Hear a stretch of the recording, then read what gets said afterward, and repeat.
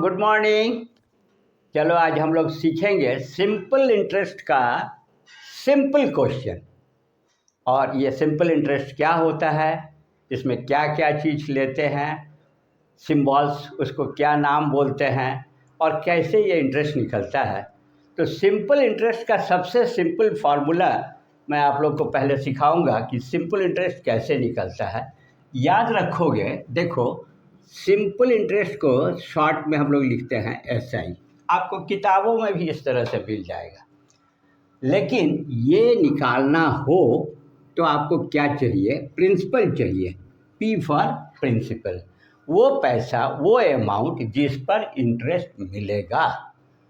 और P के बाद आपको लिखना चाहिए कि रेट, किस रेट ऑफ इंटरेस्ट से मिलेगा और कितने समय तक के लिए आपको सिंपल इंटरेस्ट मिलेगा। और बहुत ही सिंपल रहता है ये फार्मूला, सबको याद होना चाहिए। Simple interest equal to PRT divided by 100, इससे निकल जाएगा। P for principal, rate. और ये सपोज आपको एक एग्जाम्पल मैं देता हूँ कि प्रिंसिपल मनी यदि ₹1000 हो सकता है ना, कहीं बैंक से लिए या किसी से लिए और कॉन्ट्रैक्ट हुआ, उससे बात हुई है या उसके यहाँ का नियम है कि वो इंटरेस्ट देगा, सिंपल इंटरेस्ट देगा रेट से। सोचो 10% ऑफ पर एनम। यहाँ एक चीज़ ध्यान दोगे कि ये जो 10% है ये 100 रुपये में 10 रुपया देगा। 100 में 10 जो देता है उसको हम लोग बोलेंगे, या 100 में जो कुछ होता है उसको परसेंटेज होना चाहिए। और P फॉर पर, A फॉर एनम, मतलब साल में ये मिलेगा। तो मान लो कि ये समय हम लोग ले लेते हैं टाइम, T फॉर टाइम, और ये किस में होना चाहिए, ईयर में होना चाहिए, 2 years। ये समझ में आया। अब इससे हम लोग निकालना चाहते हैं कि सिंपल इंटरेस्ट क्या होगा और अमाउंट क्या होगा। तो दोनों चीज़ मैं सिखाऊंगा। पहले सिंपल इंटरेस्ट के लिए आप लिखो सिंपल इंटरेस्ट, इसके लिए लिखोगे P, कितना लिखोगे 1000, इंटू R कितना लिखोगे 10%, पर एनम है तो 10 लिख दो, इंटू टाइम कितना दिया हुआ है 2, और नीचे क्या डिवाइड करना चाहिए, ये देखो फार्मूला का सब कुछ P डाल दिए, R डाल दिए, T डाल दिए और 100 से डिवाइड कर दिए। सिंपल इंटरेस्ट निकलने जा रहा है। नीचे 2 जीरो है ना, तो ऊपर का 2 जीरो कट सकता है, इसको और इसको काट दो, इसको और इसको काट दो। अब देखो ये 200 को 2 से मल्टीप्लाई करेंगे तो कितना आ गया, 200 रुपीज़। ये सिंपल इंटरेस्ट आ गया। एक आंसर आप सीख गए, सीख बनाना बहुत ही आसान है। दूसरा, यदि आपको अमाउंट निकालना हो, AMOUNT, तो अमाउंट क्या होता है, जो प्रिंसिपल रहता है उसमें ये इंटरेस्ट जोड़ दोगे तो 2 साल के बाद वो अमाउंट बन जाएगा। तो इसको हम लोग निकालेंगे या फार्मूला में अमाउंट लिखेंगे तो लिखेंगे P प्लस SI। ये समझ गए। अब यहाँ से डाल दो, प्रिंसिपल कितना था 1000 था, प्लस SI हम लोग का कितना निकला है 200। तो ये कितना हो गया 0021, ये हो गया हुआ ना। ये देखो यहाँ 002 ऐड करेंगे तो यही आया, यही अमाउंट हुआ। तो इससे आप सीख गए कि अमाउंट कैसे निकलता है, क्या होता है। अब एक चीज़ और सीख लो इससे संबंधित, जो आपको किसी भी क्वेश्चंस को सिंपल इंटरेस्ट का बनाने में काम आएगा। तो पहले आप यही लिखो, कभी भी कुछ चीज़ पूछा जाए, समटाइम्स पूछा जाएगा P या R या टाइम, तो क्या करेंगे, SI निकालना है तो डायरेक्ट ये फार्मूला लगाओ। अब मान लो कि आपको P पूछा जा रहा है और SI दिया हुआ है, तो कैसे करेंगे, तो ध्यान से सीखना। जो P यहाँ है ना राइट साइड, इसको यहाँ पर P छोड़ दो, यहाँ SI अपने आप है। अब इसमें ये 100, ये नीचे इक्वल टू साइन है, यहाँ डिवाइड है, तो यहाँ ला करके आप क्या करो, ऐसा लिखो। और P निकालना है ना, तो R और T को इसके नीचे लिखना पड़ता है। ये सीख गए, P निकल जाएगा। यदि R निकालना है तो फिर देखो कुछ सोचने का नहीं है, आप सिर्फ ये फार्मूला याद करो, सब निकल के R निकल गया ना, यही चीज़ लिखना होगा। SI into 100 divided by R है ना, R को छोड़ दो, PT लिख दो यहाँ पर, PT बन जाएगा, R निकल गया ये। अब यदि आपको टाइम निकालना हो तो भी कुछ सोचना नहीं है, सेम चीज़ SI लिखो, 100 से मल्टीप्लाई करो, कोई T है ना, PR लिख दो यहाँ पर, सीख गए, आसान है। अब एक सिंपल क्वेश्चन यहाँ मैं,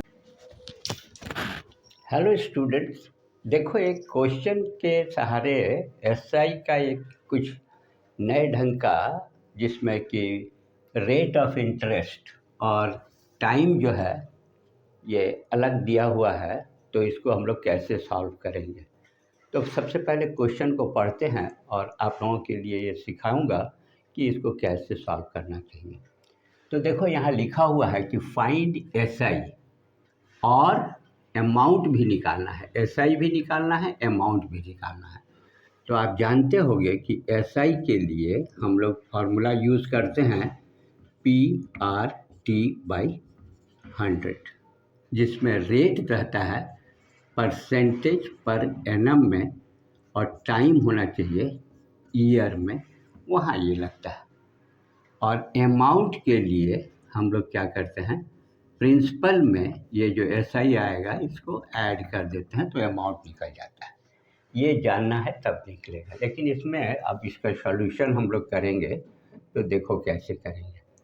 ये प्रिंसिपल ऑन रुपीस जो है प्रिंसिपल है, तो यहाँ लिखेंगे प्रिंसिपल इक्वल टू ₹620। और अब देखो टाइम है फॉर 4 मंथ, तो T के जगह पर, ये जो T है इसके जगह पर लिख रहे हैं 4 मंथ।